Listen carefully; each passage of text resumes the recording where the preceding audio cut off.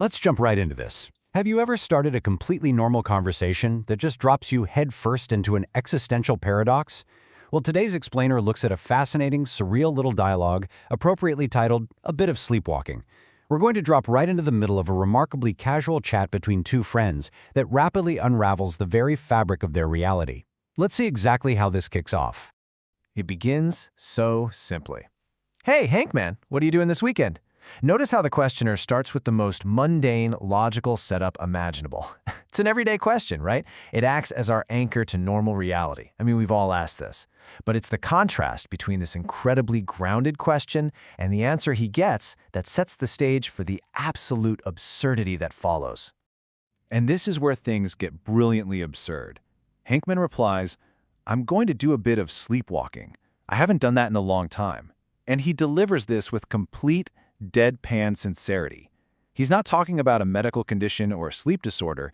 He treats it like a totally normal weekend plan. It's as if he's just deciding to go fishing or take up hiking again. He just realized, hey, I really miss sleepwalking. So, let's look at the peculiar benefits of Hankman's hobby.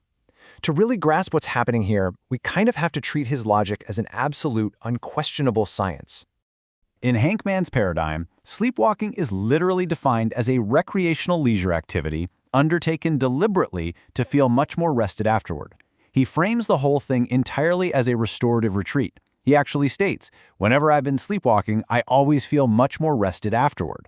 It's a total reframing of an entirely unconscious action into a purposeful, deliberate act of self-care. You really have to look at these exact benefits he lists. First, as we just mentioned, feeling rested. Second, and this is where I think it gets truly bizarre, he believes extensive sleepwalking actually unlocks the ability to answer difficult questions.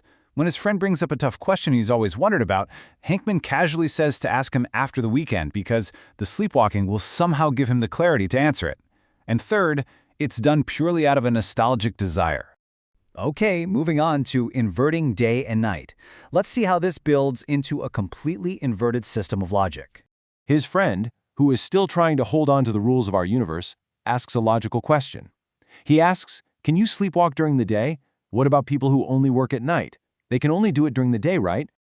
The straight man here is desperately trying to apply real-world logic to make sense of this bizarre hobby. He's looking for the boundaries and the rules of Hankman's universe. And Hankman's response? An immediate, "Sure, that's exactly how I do it." He nonchalantly confirms that daytime sleepwalking is, in fact, the only way he operates. He acts as if this is literally the most obvious logistical solution in the world. It's so fascinating to see this completely inverted reality placed side by side. During the day, his main activity is recreational sleepwalking. But at night, well, nighttime is strictly reserved for actual sleep. He explicitly tells his friend, "At night, I sleep. I don't have time for it then." Hankman's routine operates on this wonderfully circular logic. Step 1, sleepwalk during the daytime. Step 2, sleep normally during the nighttime. And why? Because of Step 3, process the experiences generated from the sleepwalking. He has this strict mechanical routine because, logically to him, he needs his nighttime rest to mentally process everything he experienced while he was ostensibly unconscious, doing things during the day. So, that leads us to the reality paradox. This is where the casual banter suddenly hits a massive epistemological crisis. His friend asks the ultimate question. Could it be that you might be sleepwalking right now? Let's just pause for a second. Let that existential dread hang in the air for a moment. If daytime is for sleepwalking, and they are currently talking during the day, what is actually happening right now? We really need to try and map out exactly what layer of reality these two characters are currently occupying. Are they in normal wakefulness, where the day is for standard functioning? Are they in Hankman's routine, where it's daytime and he is actively experiencing his sleepwalking? Or are they in some kind of dream within a dream scenario, an unknown time with entirely unconscious interaction? Suddenly, we have absolutely no idea what is real. And Hankman, he doesn't freak out at all. He completely accepts this paradox. He says, you know this situation with a dream within a dream. I wouldn't rule out that something like that exists with sleepwalking as well. He casually introduces the terrifying possibility of mutual shared sleepwalking. He even suggests they might both be asleep right in the middle of this exact chat. He lays out the stakes perfectly here. Mutual sleepwalking is highly possible, meaning their current reality is very likely an illusion. But the real kicker?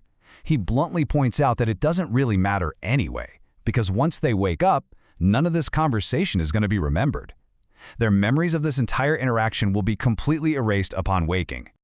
His friend's reaction to this is fantastic. He simply mutters, "I'm not sure whether that might actually be better." He perfectly captures our own unease as the audience, questioning if forgetting this entire unstable reality is a comforting thought or an absolutely horrifying one. Now for pragmatic surrealism and waking up safely. You might expect a total meltdown here, but instead of panic, the chat pivots abruptly back to a hilarious, grounded practicality. Listen, I've got to go. When I wake up, I want to be at home. He completely accepts his surreal fate. He acknowledges he might be asleep right now, but decides his immediate, pragmatic priority is making sure his physical body is somewhere safe and familiar before the illusion collapses around him. And the friend perfectly closes the loop. He simply responds, "Right, that's something you should always keep in mind." He completely accepts the bizarre logic of this universe, offering a polite farewell as if avoiding waking up in a strange place while mutually daytime sleepwalking is just basic, everyday common sense. It's such a brilliant way of treating the impossible as totally mundane. And as we wrap up this explainer on the absolute absurdity of Hankwoman's world, it leaves you with a slightly unsettling thought to take with you today. Think about it. If you were sleepwalking right now, if this entire explainer is just a piece of your own dream within a dream, where exactly will your physical body be when you finally wake up?